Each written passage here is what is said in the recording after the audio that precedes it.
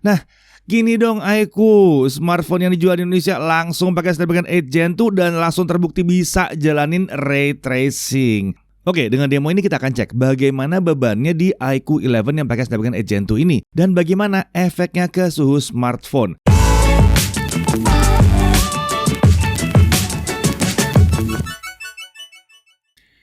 Jumpa lagi di TV. Ya, ini adalah iQOO 11, smartphone dengan SoC Snapdragon 8 Gen 2 pertama yang hadir resmi di Indonesia. Luar biasa ya, kita nggak perlu nunggu sampai tahun 2023 untuk bisa mencicipi kemampuan dan fitur SoC terbaru ini. Bahkan, kita nggak perlu nunggu lebih dari 1 bulan setelah peluncurannya di Snapdragon Summit 2022 di Hawaii kemarin yang kita datang liputannya.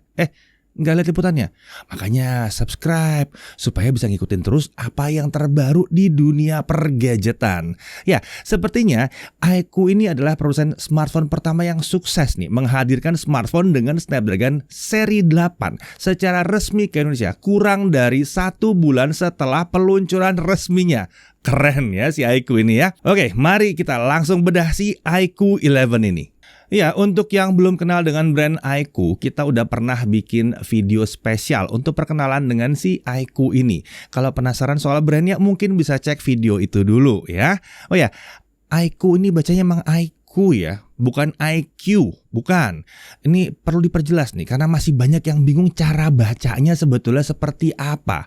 iQOO ya. Oke, sekarang kita langsung mulai pembahasannya, mulai dari isi paket penjualannya dulu. Di boxnya ini ada logo BMW atau BMW, karena iQOO memang kerjasama dengan BMW. Bener loh, BMW, bukan BMW sih harusnya. BMW itu bahasa Inggris, BMW itu bahasa Jermannya. Oke, di sini tentunya ada unit dengan screen protector yang sudah terpasang. Ada case juga di sini. Kemudian ada chargernya. Ini charger 120 watt flash charge. Lalu ada kabel USB C-to-C. Ada adapter Type-C itu 3,5 mm headphone jack. Ada SIM tray ejector dan ada paket dokumennya. Lengkap ya isi boxnya. Harusnya gini nih, kalau kelas-kelas flagship nih harus begini. Nah, untuk desain, bodi belakangnya menggunakan desain yang disebut sebagai Legend Tricolor Design. Desain ini sudah jadi ciri khas iQOO sejak seri-seri terdahulunya juga. Materialnya adalah vegan leather untuk varian warna putih, atau yang iQOO sebut sebagai varian warna Legend. Ada juga varian warna hitam nih, ya. Dari tadi saya pegang 2 nih, ada hitam, ada putih ya. Yang hitam ini iQOO sebut sebagai Alpha. Untuk yang hitam ini materialnya beda, back covernya dari kaca. Dari kedua varian warna ini memang ada sedikit perbedaan dari dimensi dan bobotnya. Oke, kalau yang versi Legend ya, yang putih, ini adalah 164,86 x 77,07 x 8,72 mm. Bobotnya 205 gram. Kalau yang hitam atau yang Alpha itu 164,86 x 77,07 x 8,40 mm dan bobotnya 208 gram. Sebetulnya sih nggak terasa, terus terang di tangan saya nggak berasa. Ya, saya megang hampir setengah kilo berarti di sini ya. Oke, lanjut kita lihat. Di sisi kanan ada tombol power dan tombol volume. Di atas ada infrared blaster dan ada mikrofon. Di kiri kosong ya. Di bawah ada SIM tray dual SIM. Ya, tanpa micro SD. Ada mikrofon, ada USB Type-C, ada grill speaker stereo bagian bawah, dan untuk speaker pasangannya itu ada di bagian earpiece. Untuk kualitas speakernya sendiri memang belum yang terbaik untuk kelas flagship, tapi paling nggak ini bukan speaker stereo yang asal bunyi.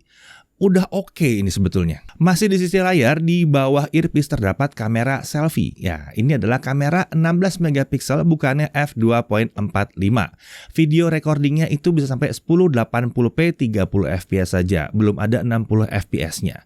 Nah, untuk layarnya ini adalah layar 6,78 inci. Resolusinya adalah 3200 kali 1440. Jadi tinggi ya resolusinya.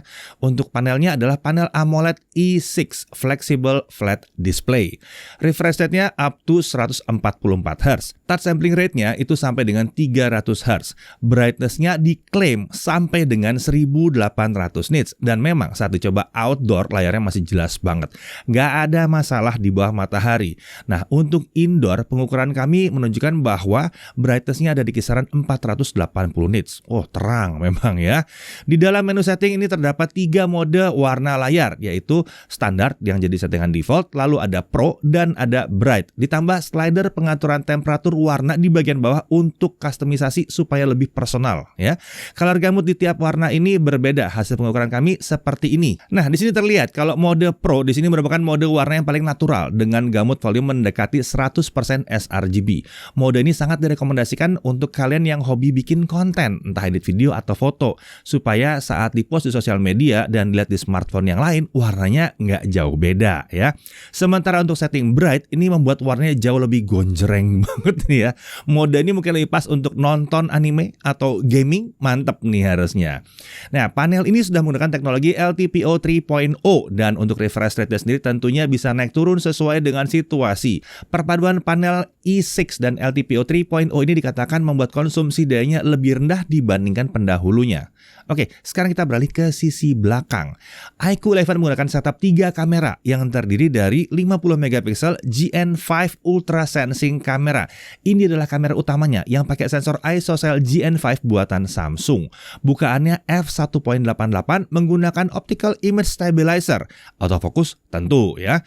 Video recordingnya sampai bukan 4K, 8K, 8K, 30 fps atau bisa juga 4K 60 fps ya. Untuk slow motion itu bisa 1080p 240 fps. Kemudian ada 13 megapiksel telephoto and portrait camera. Ini adalah optical zoom 2 kali. Bukaannya f1.85. Lebar ya untuk optical zoom 2 kali ya. Autofocus juga. Sayangnya emang belum ada OIS untuk kamera yang satu ini. Dan video recordingnya itu sampai dengan 1080p 30 fps. Sejujurnya buat kami 2 kali ini sangat menguntungkan. Untuk apa? Untuk foto produk dan portret muka orang ya. Jadi nggak perlu jauh-jauh amat. Lalu ada 8 megapiksel ultra wide angle kamera. Bukaannya f2.2. Ini adalah fixed focus ya, bukan autofocus. Field of view-nya adalah 116 derajat. Video recordingnya juga sampai dengan 1080p 30 fps. Nah, sekarang kita bahas spek internalnya. iQOO 11 adalah smartphone dengan dual flagship chip.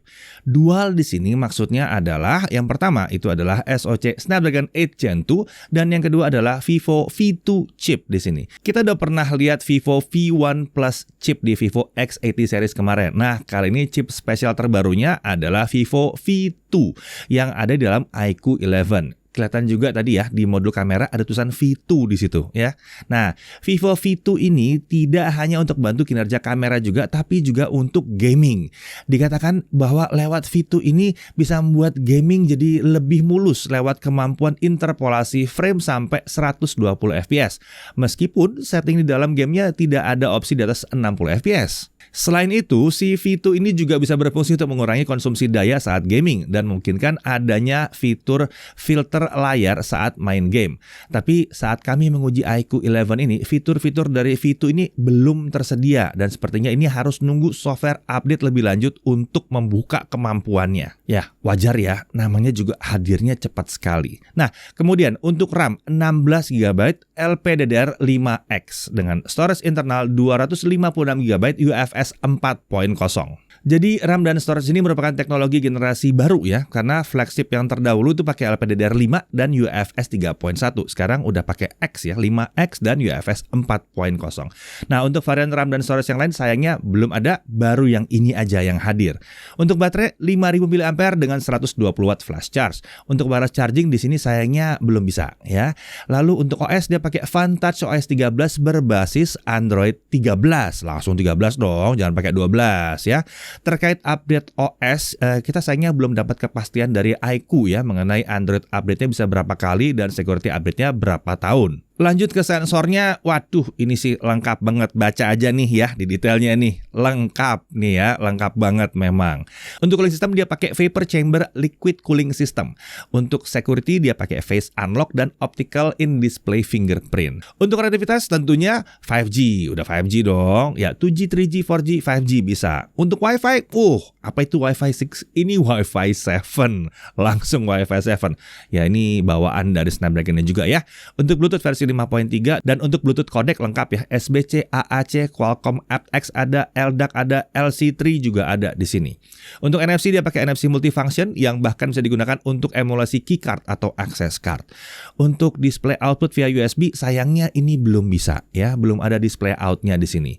Sekarang kita masuk ke pengujian performa. Nah, kita benchmark dulu. Di dalam setting baterai terdapat pengaturan mode performa, ada power saving, ada balance dan ada monster. Di sini kita tes dengan 3 skenario ya, balance, monster, dan monster plus kipas. Kita mulai dari Antutu 9. Skornya tinggi banget nih. Sudah mendekati hasil tes saat kami nyobain unit reference Qualcomm di Hawaii ya. Kita bisa lihat di sini ya, 3 skornya. Mantep bener, mantep. Emang kenceng parah. Udah ya, jangan dibanding-banding sama yang lain. Kasian yang lainnya nanti. Kalau menurut iQOO sih bisa dapat sekitar 1,3 juta ya, tapi kita belum bisa dapat. Mungkin karena ada perbedaan software dan kondisi testing yang berbeda. Lanjut ke Geekbench 5. Nah, di sini sedikit di bawah harapan kami. Karena kalau dari unit Qualcomm reference design kemarin, mestinya multicore-nya bisa 5 ribuan. Kemungkinan iQOO menahan performa prosesor atau core prime-nya aja nih yang paling tinggi. Tapi untuk GPU masih tetap dibiarin kencang. Jadi Antutunya tadi tinggi. Nah, bisa lihat ya, skornya seperti ini ya. Ada di 1300 sampai 1400-an untuk yang single core dan untuk multi core-nya itu paling tinggi di 4800-an. Lanjut ke GFX Bench Carchase Offscreen 1080p. Skornya tinggi sekali, yang bisa mendekatinya hanya Snapdragon 8 Plus Gen 1 dengan hasil di 100 fps. Lanjut ke 3D Mark Wildlife Stress Test. Sayangnya stability-nya agak kurang di sini ya. Lagi-lagi performanya di sini seperti berusaha untuk ditahan. Saat dikipasin, meskipun stability bisa naik, tapi masih belum mencapai 90% ke atas. Mungkin pendinginan coolernya agak kurang maksimal karena back covernya yang kita tes itu yang putih, yang pakai leather. Lanjut ke CPU throttling test sekarang. Lagi-lagi performanya ditahan di sini. Untungnya throttlingnya gradual ya, atau bertahap, bukan yang tiba-tiba drop secara ekstrim seperti di beberapa smartphone yang lain. Dan jelas kalau pakai kipas kita masih bisa di atas 90%. Dari benchmark tadi terlihat bahwa ini udah luar biasa kenceng, tapi kadang-kadang ini agak ditahan performanya. Oke, sekarang kita langsung lihat aja kalau gaming seperti apa. Nah, iQOO menyematkan fitur-fitur pendukung gaming di dalam game sidebar yang bisa kita akses dengan cara slide dari sisi layar seperti ini. Pastikan game sudah masuk dalam Ultra Game Mode terlebih dahulu supaya kita bisa akses menunya ini ya. Di dalamnya terdapat berbagai fitur pendukung gaming, termasuk pengaturan mode performa juga ada di sini. Biar lebih sederhana, kita langsung aja pakai Monster Mode untuk pengujian gaming. Yang kita coba pertama langsung aja Genshin Impact. Setting langsung highest 60 fps. Kita pakai traveling 30 menit. Hasilnya kita bisa mendapatkan rata-rata atau average di 54,9 frame per second. Ini hasilnya oke ya, tapi dari grafiknya ini mengindikasikan kalau performanya diturunkan di kisaran menit ke-6. Yang tadinya nyaris rata 60 fps tiba-tiba fluktuatif di sekitar 45 sampai 56 fps. Kalau dibandingkan dengan smartphone yang pakai Snapdragon 8 Gen 1, ini hasilnya terbilang jauh lebih baik. Tapi kalau dibandingkan dengan yang pakai 8 Plus Gen 1, ini hasilnya masih mirip-mirip aja. Harapan kami si 8 Gen 2 ini bisa lebih bagus dari ini. Ya, jadi penasaran, apakah ini karena suhu? Soalnya di tangan nggak terasa panas nih, cuma hangat-hangat tipis-tipis aja nih. Saat kita cek suhunya, ternyata di sisi layar terpanas cuma 40 derajat Celcius dan di back cover juga titik tertingginya cuma di 40 derajat Celcius. Segini sih buat level-level kelas begini ini belum panas sebetulnya. Oke. Kalau kita kipasin gimana? Nah, ternyata hasilnya meningkat dari yang average-nya 54,9 fps sekarang jadi 59 fps. Nah, ini baru mantep. Seperti yang kalian lihat, performanya nggak ada turun-turunnya lagi seperti tadi. Sedikit catatan, kalau kalian di grafik ini ada turunan tajam seperti ini, itu hanya stutter kecil yang umum banget terjadi di Genshin. Di smartphone manapun ini terjadi. Yang penting tidak sampai mengganggu gameplay karena terlalu sering. Sejujurnya ini hasil yang kami harapkan tanpa menggunakan pendingin ekstra dari si iQOO ini, karena brand ini kan fokusnya di performa ya. Menurut kami ini ada kemungkinan untuk seri yang ini iQOO mengatur limit suhunya agak sedikit rendah. Harusnya sih supaya performa tingginya bisa lebih tahan lama, naikin lagi lah limitnya, mestinya masih oke lah. Nah, kalau untuk ranking Genshin, kalau tanpa kipas kita bisa bilang rankingnya ada di S- ya. Frame rate udah tinggi, tapi agak cepat naik turun di sini. Nah, kalau pakai kipas rankingnya S+, luar biasa, mantap sekali. Oke, kita lanjut ke PUBG Mobile. Setting maksimum terbuka adalah HDR Extreme atau Ultra HD Ultra. Setting 90 FPS sayangnya belum kebuka di sini. Kita mainkan HDR Extreme, hasilnya ya 60 FPS rata, keentengan. Semua kedepannya ada update setting lebih tinggi lagi dari developernya ya. 120 kayaknya bisa deh. Oh ya, kalau gyro aiming gimana? Ya lancar dong. Ini kan smartphone kelas atas. Ya kali gyronya mau dipangkas. Enggak lah. Untuk game shooter seperti ini ya, kita bisa manfaatkan juga fitur pressure sensitive screen, di mana kita bisa menekan layar lebih kuat untuk menjalankan tombol virtual di layar. Kita bisa atur key mappingnya lewat game sidebar, lalu pilih pressure sensitive screen dan atur tombolnya mau diarahkan kemana. Misalnya di sini kita contohkan setengah layar kiri untuk ngeker ya, atau untuk membidik, dan setengah layar kanan untuk nembak. Nah, ini cukup membantu supaya area tombol jadi lebih besar juga. Seringkali dengan tombol sebanyak ini kan di layar ada aja kejadian salah pencet. Dengan ini bisa sedikit lebih membantu nih. Lanjut ke Apex Legends. Setting maksimum yang bisa didapatkan adalah grafisnya Extreme HD dan Ultra atau Original dan Normal. Karena 60 FPS lebih enak untuk game shooter, jadi kita pakai setting Extreme HD plus Ultra. Saat dimainkan hasilnya ya 60 FPS rata tanpa frame drop yang mengganggu. Kita mainin 3 match berturut-turut lancar-lancar aja, aman, keentengan. Kita lanjut ke yang berat lagi aja deh, Honkai Impact 3. Settingnya kita setel di max dan kita mainkan di stage post Honkai Odyssey 2. Untuk saat ini setting frame rate maksimumnya masih di 60 FPS. Ya, sayangnya opsi 90 FPS-nya belum tersedia di sini. Nah, di sini frame rate yang kita dapatkan ada di kisaran 40 sampai 50 FPS saat lagi traveling, tapi kalau battle bisa sekitar 35 sampai 45 FPS. Entah memang dari iQOO software-nya masih butuh optimalisasi atau memang game ini masih belum optimal dengan SoC yang baru banget ini ya. Soalnya dari pengalaman kami nyobain Honkai ini di smartphone yang pakai 8 Plus Gen 1, hasilnya bisa sedikit lebih baik dari ini. Lanjut lagi ke Mobile Legends. Setting grafis terbuka ada di Ultra, tapi sayangnya setting refresh rate-nya mentok di High. Artinya kita cuma dapat 60 FPS saja. Kalau segini ya lagi-lagi keentengan. Lagi-lagi karena SoC-nya terlalu baru mungkin ya. Harapannya sih ke depannya iQOO bisa kerjasama dengan developer game yang satu ini juga, biar dapat ya frame rate yang lebih tinggi lagi. Nah, lanjut ke Modern Warships. Sebelum masuk game ini, style dulu refresh rate layar ke high supaya gamenya bisa jalan di atas 60 FPS. Karena kalau pakai Smart Switch atau yang merupakan setting defaultnya, saat masuk ke game ini refresh rate-nya langsung otomatis diturunkan ke 60 Hz. Nah, oke ya, udah. Sekarang kita coba mainkan dengan setting Ultra plus FPS di 120 plus semua efeknya kita nyalakan. Ya, frame rate yang didapat itu di 120 FPS nyaris rata. Fluktuasinya hanya di kisaran 110 sampai 120 FPS. Meskipun sudah rame sekalipun nggak ada masalah. Ya, tapi karena setting ini cukup berat, tentunya dia akan sedikit naik ya suhunya. Jadi paling enak kalau mau stabil banget ya dan adem ya pakai kipas. Lanjut ke Subway Surfer. Mirip dengan Modern Warship, kita harus setel dulu refresh rate ke high dulu, baru masuk ke game. Lalu game ini bisa jalan 120 FPS mulus lancar. Ya, oke. Dari pengujian game-game ini terbukti bahwa Snapdragon 8 Gen 2 di sini memang punya potensi performa yang luar biasa. Tapi kami berharap sedikit lebih dari iQOO karena brand ini fokus utamanya kan ada di performa. Harapan yang pertama adalah batas suhunya harusnya naikin dikit deh, nggak apa-apa. Gamer kan mau main game yang lebih lancar untuk waktu yang lebih lama. Kalau performanya cepat sekali diturunkan, rasanya jadi mirip seperti flagship sebelumnya. Kemudian tolong dong kerjasama dengan lebih banyak developer game. Akan lebih baik lagi kalau kerjasama khusus dengan developer-developer tersebut untuk optimalisasi performa game juga, supaya setting-setting grafiknya bisa lebih tinggi lagi. Oke, kalau bahas Snapdragon 8 Gen 2 pasti banyak juga dari kalian yang penasaran kan, game ray tracingnya mana? Ya, game resminya belum ada yang diluncurkan. Harusnya segera ya, kan udah didemoin kemarin di Hawaii. Tapi kita bisa melakukan pengujian dengan demo ray tracing dari Qualcomm yang judulnya adalah Artifact. Terima kasih ya Qualcomm udah nyediain demo ini. Di sini kita bisa lihat langsung ya, beda antara ray tracing dimatikan seperti ini nih, flat ya, dan ini kalau kondisinya dihidupkan ya, mantep ya. Nah, kita mulai dari ray tracingnya off dulu. Kita nyalakan demo selama 30 menit. Kita lihat bahwa frame rate itu rata di 60 FPS sampai dengan menit ke 19. Kemudian mulai throttling atau turun. Frame rate-nya bergerak di kisaran 50 sampai 60 FPS. Main berat ya demo ini ternyata ya. Nah, suhu layar terpanas itu di 40 derajat Celcius dan suhu bodi belakang terpanas di 41 derajat Celcius.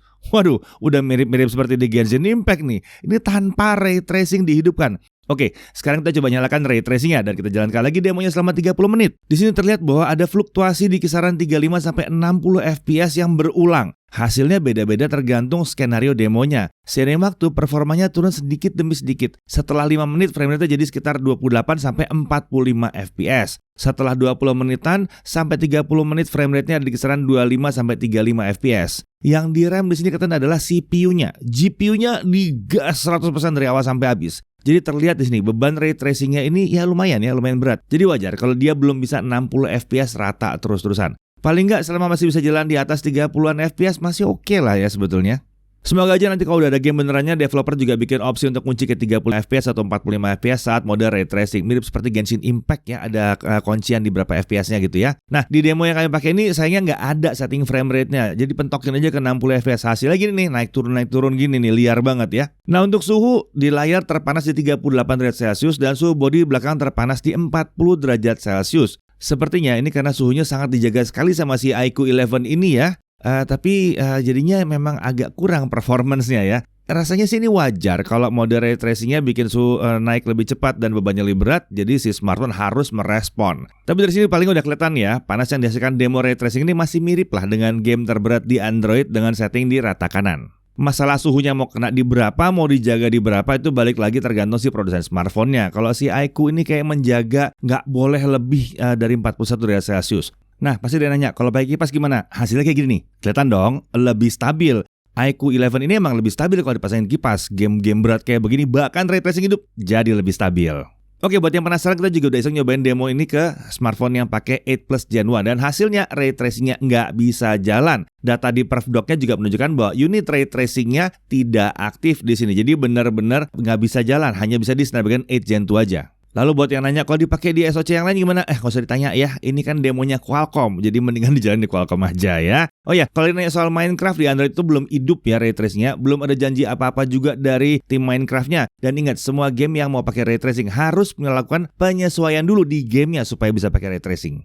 Pada akhirnya kami ucapkan selamat datang kepada teknologi ray tracing ke smartphone. Semoga Qualcomm dan developer game bisa segera mengoptimalkan teknologi ini ke game mereka supaya konsumen bisa juga langsung merasakannya. Bagi developer ini juga awal yang baik ya untuk menghadirkan kualitas game yang lebih tinggi.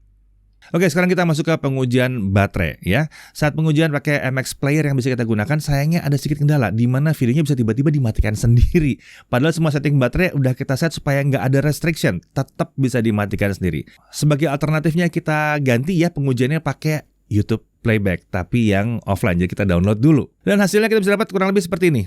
Lumayan ya, mantap ya. Nah, lalu kalau kita mainin streaming, kalau kita streaming YouTube-nya 1080p non HDR 30 menit itu baterai turun 3%. Kalau kita main TikTok 30 menit, baterai cuma turun 3%. Ini bagus sih, biasanya sekitar 4%-an ya. Genshin Impact 30 menit, highest 60, kita dapat 15%. Ini adalah hasil yang tergolong baik mengingat potensi performa yang ditawarkannya. Nah, sekarang kita coba di charging testnya ya. Di setting baterai terdapat opsi fast charging yang by default dia tidak aktif. Mari kita lihat bedanya antara fast charging off dan on. Kalau off dari 0 sampai 50% itu butuh waktu 9 menit. Sementara dari 0 sampai full butuh waktu 26 menit. Ini udah kenceng. Kalau kita hidupkan dari 0 sampai 50% butuh 7 menit saja. Sementara dari 0 sampai full butuh 23 menit. Bedanya cuma dikit ya. Dengan mode fast charging off aja kencengnya udah luar biasa. Saya mungkin pilih off aja deh, nggak apa-apa. Tapi kalau kalian butuh itu ekstra beberapa menit, ya hidupin ya. Oke, sekarang kita masuk ke pengujian kamera, tapi tentunya bareng sama Chris ya. Oke, di tangan saya kali ini sudah ada iQOO 11 nih teman-teman. Jadi mari kita lihat kemampuan kamera seperti apa. Video yang lagi kalian lihat ini adalah hasil dari video selfie-nya. Saya rekam di resolusi Full HD 30 fps. Sayangnya nggak bisa lebih dari itu ya, nggak bisa Full HD 60, 4K 30 belum bisa sayangnya. Mentok di Full HD 30 aja. Dan kalau saya lihat di layar sih detail udah cukup bagus ya, warna skin tone-nya juga cukup natural. Cuman mohon maaf kalau misalnya wajah terlihat sangat capek, seperti saya kurang tidur. Jadi ya hasilnya kalau seperti ini. Saya bilang sih udah lumayan oke dari kualitas gambarnya. Dan suara yang lagi kalian denger ini adalah dari mikrofonnya langsung. Saya nggak pakai mikrofon eksternal. Jadi kalau misalnya belum punya mikrofon eksternal, pengen pakai vlogging, kurang lebih hasilnya seperti ini. Dan terkait mikrofon, ada fitur menarik di sini di mana dia punya fitur noise reduction. Jadi kita bisa mengurangi noise yang ada di sekitar supaya nggak terlalu berisik. Ini saya langsung cobain aja deh. Ini kita bisa langsung nyalain dan matiin langsung sembari merekam. Nggak perlu dimatiin dulu videonya. Oke, saya nyalain dulu. Dan kurang lebih hasilnya jadi seperti ini. Gimana teman-teman? Bisa dengar bedanya? Sekarang saya coba nyalain lagi. Saya coba matiin noise reduction-nya. Dan hasilnya seperti ini. Keren ya? Ini noise reduction-nya mati. Kemudian ini noise reduction-nya nyala. Sekarang mari kita cek kemampuan video stabilizer-nya. Kalau saya lihat di layar sih, sayangnya videonya masih terlihat goyang. Dia belum ada electronic image stabilizer untuk video selfie-nya. Padahal cuma Full HD 30 nih, sayang sekali.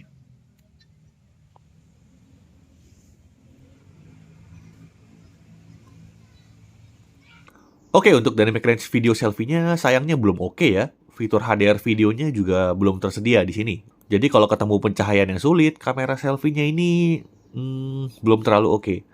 Ya sudah, kita lanjut dulu ke hasil video kamera utamanya yang 50 megapiksel. Yang pertama saya cobain itu terkait stabilizer videonya. Karena ini kelas flagship, saya langsung cobain aja di 4K 60 ya. Dan videonya bisa stabil, nice. Tapi jika kalian merekam di resolusi 8K30, sayangnya belum stabil videonya. OIS-nya tidak aktif, AIS-nya juga tidak aktif. Tapi menurut saya 8K30 belum penting-penting amat sih. Masih lebih penting 4K 60 stabil. Dia ada ultra stabilization, cuman dia akan nge-crop gambarnya lebih jauh lagi. Kalau saya sih kurang suka karena jadi ngorbatin kualitas gambar. Jadi kayak digital zoom gitu.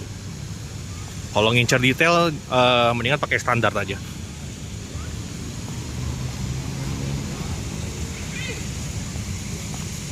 Kalau untuk merekam orang, skin tone yang dihasilkan cenderung ke natural, tapi overall warnanya tuh lebih ke saturated sih sebenarnya. Warnanya lebih gonjreng dari kenyataannya. Tapi ada satu hal yang saya notice yaitu terkait warna baju saya dan noise yang dihasilkan. Baju saya ini hitam pekat harusnya, tapi di sini entah kenapa jadi keunguan gitu. Dan ini masih siang hari ya, tapi gambarnya terasa noisy sedikit.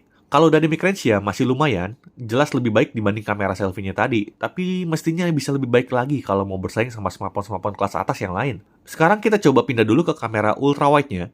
Stabilizer-nya aman, nggak ada masalah. Cuman memang jangan terlalu berharap banyak sama kualitas gambarnya. Detailnya jelas tidak sebaik kamera utamanya dan di sini juga masih terasa noisy gambarnya. Padahal kondisinya masih siang ini. Sekarang kita cek stabilizer kamera telenya. Untuk kamera tele wajar ya kalau stabilizernya itu nggak sebaik kamera utamanya. Meski tanpa optical image stabilizer, kamera telenya ini masih terbantu sama electronic image stabilizernya. Untuk konsistensi warna antar kameranya seperti ini. Ini saya mulai dari kamera telenya, lalu ke kamera utama, lalu ke ultrawide. Sekarang saya coba lagi dari tele ke utama ke ultrawide. Warnanya masih kurang konsisten sih sebetulnya. Semoga kedepannya bisa di-tuning lebih baik lagi. Untuk perpindahan antar kameranya sendiri sebetulnya di menu kameranya udah cukup mulus ya. Tapi sayangnya di sini masih pakai sistem slider saat perekaman video, jadi nggak semulus saat lagi di menu tadi. Perlu diingat kamera tele dan ultrawide di sini mentok hanya sampai Full HD 30 aja ya. Dari menu kameranya bahkan sudah ada pemberitahuannya untuk kamera ultrawide-nya. Yang saya bingung di sini malah ditulisnya sebagai tips. Untuk kamera telenya, jika kalian pilih resolusi di atas Full HD 30, tombol 2x-nya ini akan jadi digital zoom, bukan optical zoom ya. Masih banyak keterbatasan teknisnya di sini.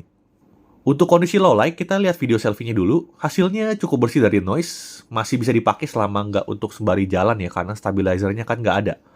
Untuk kamera utamanya masih oke, jelas karena sensornya paling besar juga di antara semua kameranya ini. Dipakai jalan pun stabilizernya masih oke ya, efek jitter nyaris nggak terasa buat saya. Kalau untuk kamera ultrawide-nya sudah kesulitan di kondisi pencahayaan seperti ini. Menurut saya baiknya kamera ultrawide-nya ini dipakai pas siang aja ya, kurang pas untuk pencahayaan seperti ini. Kalau untuk kamera telenya sebaiknya jangan terlalu berharap banyak di kondisi seperti ini. Mayoritas skenario low light saat pindah ke kamera tele, sistem akan lebih memilih kamera utamanya yang di crop, meskipun di resolusi Full HD 30. Ini hal yang umum terjadi sih. Jadi memang mesti ekstra hati-hati saat pakai telenya di low light. Terkait foto, hasilnya kalian bisa lihat berikut ini. Soal warna, by default lebih ke arah saturated, tapi menariknya di sini ada fitur yang namanya efek master. Kita bisa ke bagian menu kamera yang ini, lalu pilih fiturnya di sini. Kalau fitur ini aktif, di bagian preview kita tinggal slide seperti ini untuk mengatur warna foto. Semakin kiri semakin dikurangi warnanya, semakin kanan semakin di-boost warnanya. Di sini kita bisa menyesuaikan hasil foto sesuai selera jadinya. Overall, terkait fotografi di iQOO 11 ini jujur aja masih di bawah harapan saya untuk sebuah smartphone kelas atas. Kamera utamanya sih udah lumayan ya. Low light juga masih oke hasilnya, tapi kamera lainnya seperti selfie, ultrawide, tele, sebaiknya jangan berharap terlalu banyak. Fitur ekstra saya cobain promote di sini, untuk foto bisa, video juga bisa ya. Setting shutter speed dan ISO kalian bisa lihat aja di layar. Yang saya suka di sini ada di promote videonya. Opsi frame rate-nya sangat lengkap dari 24 sampai 240 fps. Nice. Dan promote di sini juga bisa untuk kamera ultrawide dan telenya. Slow motion juga saya coba, dia bisa sampai Full HD 240 fps. Di tele sih lumayan, tapi warnanya masih belum beres sih menurut saya. Baju hitam saya jadi berwarna keunguan di sini. Di sini juga ada fitur dual view ya, tapi sayangnya videonya nggak stabil. Untuk SoC kelas flagship seperti ini, saya berharapnya di dual view ini stabilizernya aktif semua. Kalau di mid-range sih masih maklum lah kalau hasilnya seperti ini. Lalu saya juga coba bokeh video, dan ini adalah contoh untuk kamera utamanya. Sayang sekali bokehnya di sini mentok sampai Full HD 30 aja. Harusnya kan Snapdragon X Gen itu bisa 4K 30 ya bokeh videonya. Dan hasilnya sendiri masih kurang oke menurut saya. Bokehnya belum terlalu rapi dan saya kurang sukanya tuh stabilizernya mati total di sini. Bokeh video tidak bisa aktif berbarengan dengan stabilizernya. Hal yang aneh sih untuk smartphone kelas atas. Tapi ada satu hal yang menarik, yaitu bokeh videonya bisa berfungsi untuk kamera telenya. Nah, ini belum banyak yang bisa nih. Harusnya yang benar begini, lebih fleksibel. Wide bisa, tele juga bisa. Akhir kata, menurut saya kameranya ini belum memberikan pengalaman kamera kelas atas. Alasan pertama, karena menurut saya, kamera kelas atas itu harus lebih memperhatikan kemampuan multi kameranya lebih baik lagi. Kamera utamanya sih masih terbilang lumayan lah, tapi kamera yang lainnya masih jauh dari kata kelas atas apalagi flagship. Alasan kedua, dari sisi softwarenya sendiri terasa masih butuh update lagi sih. Beberapa fitur belum bekerja optimal, dan tuningan warna, noise, dan ketajamannya harusnya bisa ditingkatkan lagi. Mungkin karena smartphone ini masih sangat baru ya, iQOO juga butuh waktu untuk mengoptimalkan kameranya. Oke, sekian pengujian kameranya iQOO 11. Kita lanjut lagi ke pembahasan berikutnya. Oke, kita lanjut lagi. Kita uji untuk Netflix gimana. Dia bisa playback Full HD, tapi memang belum support HDR di sini. Untuk touch delay bagaimana? Nggak ada masalah. Ini aman. Dipakai main real drum juga nggak ada terasa ada delay-delay yang mengganggu. Nggak ada sama sekali di sini. Untuk haptic feedback, iQOO 11 ini menggunakan dual X-axis linear motor. Selain memberikan pengalaman haptic yang nyaman saat navigasi atau ngetik, getarannya ini juga bisa berfungsi saat lagi gaming. Misalnya di game PUBG, saat kita kena tembak, nanti ada efek getarnya, dan getarannya juga menyesuaikan posisi sumbernya. Misalnya kena tembak dari kanan, nanti getarnya lebih terasa di sebelah kanan smartphone. Begitu juga kalau di kiri, terasa di sebelah kiri smartphone. Oke, pasti semua nanya soal harganya ya. Oke, yang iQOO 11 16256 ini sampai saat video ini dibuat ya, sayangnya kita belum tahu harganya berapa. Nah, jadi kalian cek di kolom deskripsi, kita tulisin harganya ya. Nah, menurut kalian bagaimana harga yang pantas untuk smartphone ini? Apakah harga di kolom deskripsi itu udah pantas? Nah, tulis di kolom komentar. Oke, dan buat kalian yang mau beli infonya dari iQOO, sementara ini penjualan hanya tersedia di platform e-commerce alias online dulu aja ya. Nah, sekarang kita masuk ke hal yang perlu diperhatikan. Pertama, performa Snapdragon 8 Gen 2 di sini kayaknya sih belum maksimal menurut kami, karena iQOO ini masih malu-malu kucing nih ngeluarin performance-nya ya. Semoga aja seiring dengan update software nanti itu akan bisa berubah. Kemudian untuk fitur pendukung gaming itu belum selengkap smartphone spesial gaming lainnya, dan ada beberapa fitur yang masih harus nunggu software update untuk bisa berfungsi. Tentunya yang terkait dengan chip V2-nya. Lalu di sini belum ada IP rating. Dia juga belum bisa display output. Kemudian kualitas kameranya juga belum sepenuhnya bersaing dengan flagship papan atas karena kemampuan multi kameranya masih belum begitu pas ya.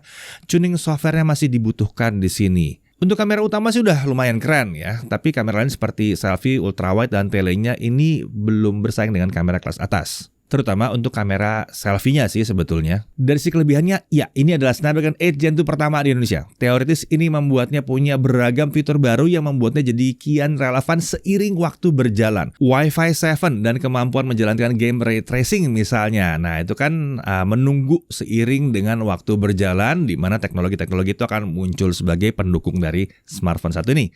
Kemudian, meskipun ditahan, tapi performa smartphone ini tetap luar biasa kenceng. Iya memang, kami bilang kencang dia ditahan, tapi ditahan pun ini masih kenceng banget. Pengalaman gamingnya jauh lebih baik dibandingkan smartphone yang pakai Snapdragon 8 Gen 1. Suhunya, nah ini terjaga nih, mau diajak main game berat sekalipun tetap adem-adem aja. Chargingnya ini tergolong yang luar biasa kencang. Lalu untuk storage itu sudah UFS 4.0 dan RAM-nya udah langsung 16 GB LPDDR5X yang terbaru. Layar udah AMOLED yang mantap bener, brightness-nya mantap bener ya. Desainnya juga unik, keren, apalagi yang putih, keren banget. NFC multifunction, punya infrared blaster, speakernya langsung stereo, dual axis, linear motornya jadi membuat ngetik tuh jadi enak banget. Isi boxnya masih lengkap dong yang satu ini. Nah, akhir kata, selamat datang iQOO ke persaingan pasar Indonesia. Dan salut sih, udah berani langsung bersaing dengan smartphone kelas atas. Produk perdananya nih keren. Langsung pakai SoC terbaru, terkencang, terkini. Kehadiran iQOO 11 yang sangat cepat ke Indonesia ini memang harus diacungi jempol. Tapi ini membuat kalian sebagai konsumen harus agak hati-hati dalam menilai produk yang satu ini. Karena cepatnya dihadir ke Indonesia, ada kemungkinan besar sekali dalam beberapa bulan ke depan bisa terjadi perubahan yang signifikan. Karena software tentu masih akan menerima perbaikan di sana-sini. Bukan mustahil performanya bisa melonjak drastis setelah update. Dan fitur-fiturnya juga bisa jadi nambah. Jadi perhatikan juga perkembangan update-nya ya. Semoga aja lebih sangar nih ntar setelah diupdate-update. Jadi kalau yang kalian cari adalah fitur-fitur terkini dari salah satu SoC terbaik tahun 2023, iQOO 11 akan menjadi smartphone pertama di Indonesia yang bisa menawarkannya. Nah, harapan kami kehadiran iQOO ini bisa membuat persaingan jadi makin seru di Indonesia. Kan kalau perusahaan bersaing ketat, kita sebagai konsumen yang diuntungkan. Saya Didi Irfan, Jagat Review TV.